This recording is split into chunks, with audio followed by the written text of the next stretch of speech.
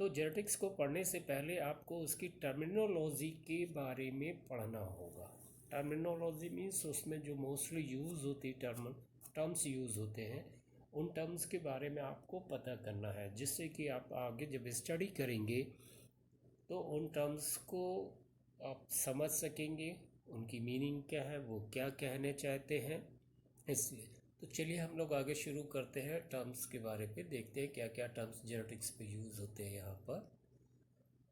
तो पहली चीज़ आती है कि जब आप जेनेटिक्स पढ़ रहे हैं तो जेनेटिक्स का मतलब क्या होता है।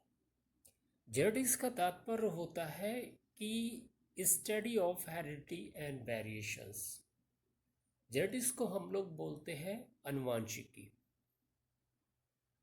तो अनुवांशिकी का तात्पर्य क्या है? अनुवांशिकी का तात्पर्य है कि study of heredity and variation, मतलब वंशागति एवं विभिन्नता के अध्ययन को ही हम जेनेटिक्स कह देते हैं। यहाँ पर क्लियर? मीन्स वंशागति एवं विभिन्नता के अध्ययन को ही हम जेनेटिक्स कह देते हैं, या आप क्या सकते हैं दूसरे फॉर्मेट पे, heredity plus variation is equal to the genetics. Clear? अब यहाँ पर आता है कि व्हाट इज द मीनिंग। अब इनकी मीनिंग आपको देखनी है, what is the meaning of heredity and what is the meaning of the variations. आता है जो हेरिडिटी का मीन्स होता है इनहेरिटेंस ऑफ कैरेक्टर्स और ट्रांसमिशन ऑफ द कैरेक्टर्स।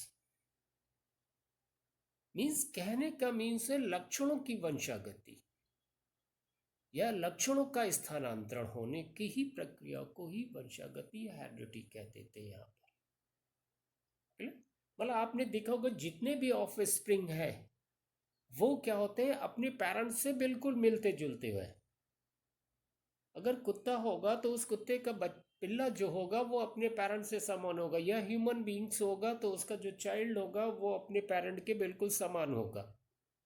तो इसी को ही हम कह रहे, क्यों समान है? क्योंकि इनहेरिटेंस ऑफ कैरेक्टर्स हो रहा, लक्षणों की क्या हो रही, वंशागति हो रही, स्थानांतरित हो रहे एक पीढ़ी से दूसरी पीढ़ी को। इसी को ही हम कह देते हैं हेरिडिटी। अब आता वेरिएशंस, क्या होता है? विभिन्नता। New character which are not comes from me, they are the parents. मतलब कि जो नए कैरेक्टर्स हैं वो उनके पेरेंट्स से नहीं आए, not come from they are the parents, not come from the they are the parents. Clear? That one is known as the variation. Means आप देखते होंगे कि अगर आपके यहाँ फैमिली में ब्रदर्स हो या सिस्टर हो या ब्रदर सिस्टर हो, हर में क्या होगा? वेरिएशंस होगा। फिजियोलॉजिकली भी वेरिएशन हो सकता है, मॉर्फोलॉजिकली एक वेरिएशन हो सकता है।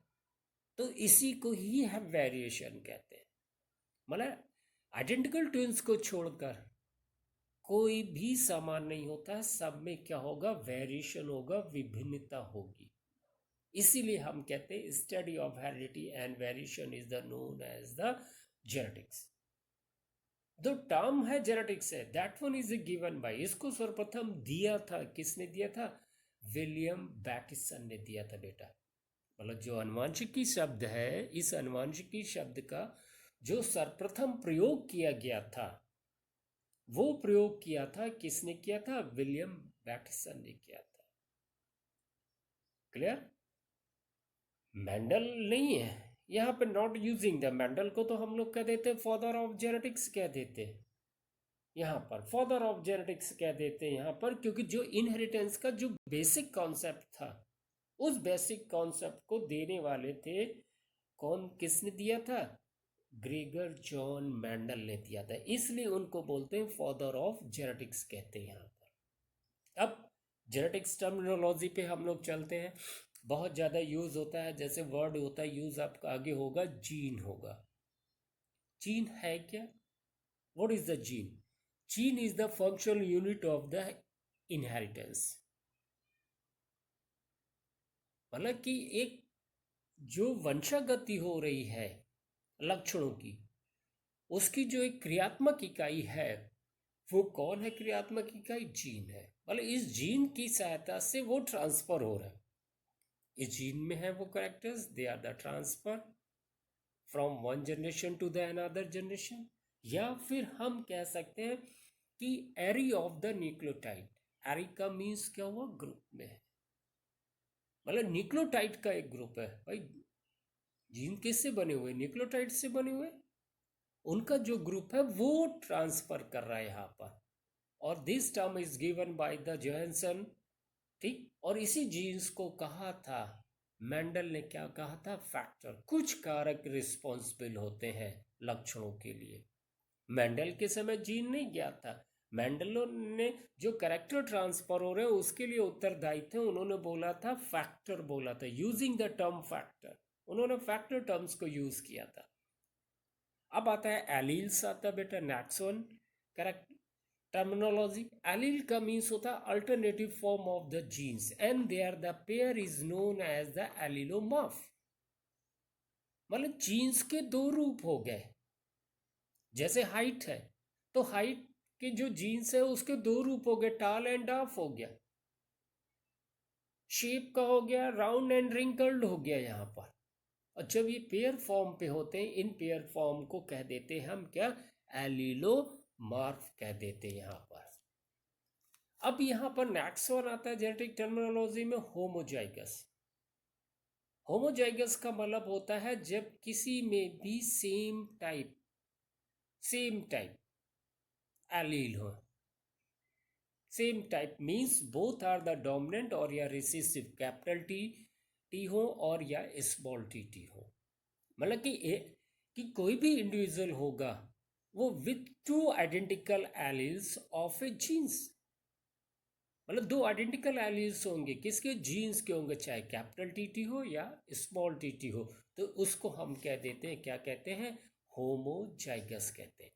हेट्रोजाइगस का मतलब होता है कंडीशंस कि one allele is dominant and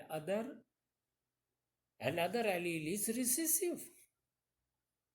means heterozygous individual होगा उसमें having the two different allele कहने का तात्पर्य बेटा कि एक कैपिटल टी है एक स्मॉल टी है, यहाँ पे हेट्रो मीन्स डिफरेंट हो गया,